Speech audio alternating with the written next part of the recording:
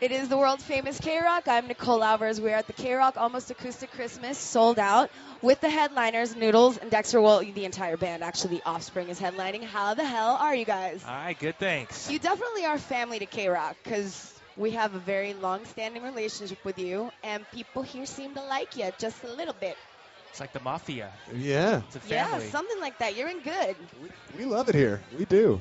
KROQ's been great to us, and we love showing up to these things. It's always a great party. We have a good time. So I was telling you guys when we weren't on the air, the first time I ever saw you was Atlanta's Music Midtown Festival, which for those of you that don't know is huge. It's ridiculous. And your band had 100,000 people. I want to say it might be a little bit of an exaggeration, but okay, a lot of people completely on the same page, bouncing up, and it was crazy energy. It was like the greatest thing. It was one of the most memorable shows I've ever seen, and I've seen a lot of shows. Then I got to KROQ, and my first acoustic Christmas, you guys played. It was like Puddle of Mud, something, something, and the Offspring. And the same thing in this little building. Just everybody. I think people know, they don't realize how many Offspring songs that they know.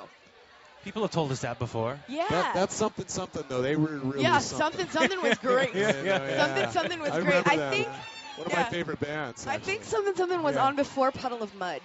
Okay. Yeah, you remember that kind of, sort of? Yeah, they were great.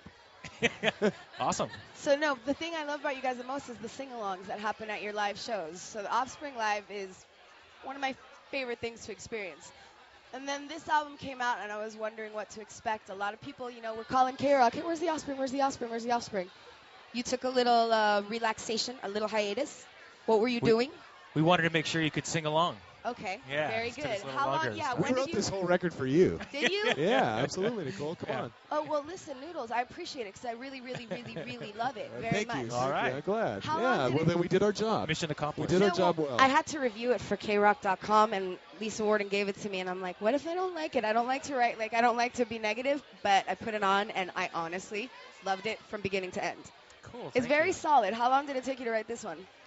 Yeah, it took a little longer. We probably spent, I don't know, over a year on it, but we just wanted to make sure all the songs were solid, and it took a little longer for us to get it that way. We were happy with it. But. How did it get started? Were you guys just chilling out at home, and which one of you was like, it's time, I need to make a record, it's coming out of my ears? Greg K., the bass player. Yeah.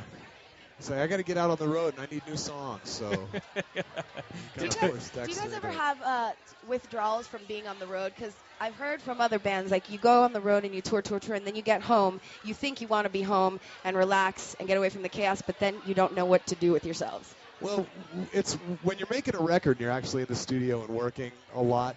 That's cool because you're working. At least you're doing something. It's very different than when you're out playing live. When you're playing live every day, you get that immediate feedback from the audience. You know whether you're connecting right away with a record. Making a record, it's a lot more obsessive and compulsive, and you're just focusing on everything, and you get kind of demented. You have to kind of put it down for a little bit and then come back and listen to the stuff. But you're working, and it's great. And when you get something on tape that you know is good, it's exciting. It is exciting. How do you know? Do you all kind of agree on it, or do you feel it in your gut? How do you know this song is awesome?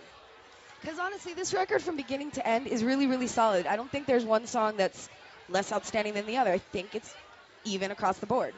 Right on, thanks. Cool, thank you. You just go with your gut. Now really. I need an explanation for the freaking formula. Yeah. Tell me. I call up my mother, and I play it for her, and if she likes it, then it's okay. That's right. His mother thinks he's great, by the way. He's all right. What does your mother think of you, Noodles? Is she proud? She thinks I'm sexy. You really are, but if your mother is telling you you're sexy, you have some issues to work out with your mother. Oh, don't you know what you I'm don't need saying? to tell me that. So what's your favorite track on this album? For me, it's a lot like me. Okay. I like that song a lot. And Dexter? I like, I don't know, I like some of the faster ones. I like Trust in You a lot. I like that one a lot, too. Then you took Christy, Are You Doing Okay is a little more serious, which I'm used to. I love your sense of humor, and I love how much fun I have listening to your music. And then I heard that one, and that one affects you a lot. Right on, That one's pretty heavy. Yeah. A true story?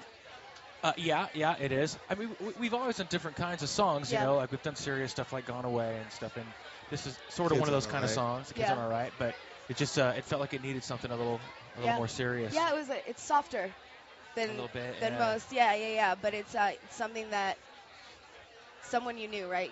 It's based on somebody that you grew up with? That's right, yeah. It's based on, it has to do with child abuse and stuff. And, yeah, it's a heavy thing. Yeah. Is the person in question all right? Yes. Okay. Yeah. Then that's a very good thing. Yeah. So you've been touring, or you're starting to, what are you going to do now? Yeah, we're going to take a month or two off here and then start up again in the U.S. In the U.S. Tonight's going to drain you, by the way, Noodles. Tonight will drain you, and you're going to need to take 3 or 4 months off. We're going to need to recuperate, yeah. Yes. Oh, okay. All right. Absolutely. Yeah, I don't take that long to fill back up again once I'm drained. Oh, okay. You know, usually just copious amounts of cerveza, beer, and I'm full again. I'm ready to go. Right. Now, are you guys drinkers? Drinkers? Yes. Who told you that? Yeah. I'm just assuming. Yes. Yes, because you just mentioned your love of cerveza, and your face lit up when you said cerveza. It does, doesn't it? It's really look at this. In my eye. It's happening right now. It is. I'm just thinking. I haven't had one yet today. Why? So I did have a half a bottle of wine somebody with just lunch, brought though. me that beer. Would you like it? It's not. Nobody put a pill in it or anything. From you. No, I have so much beer. I'm up here and they just bring me beer. It.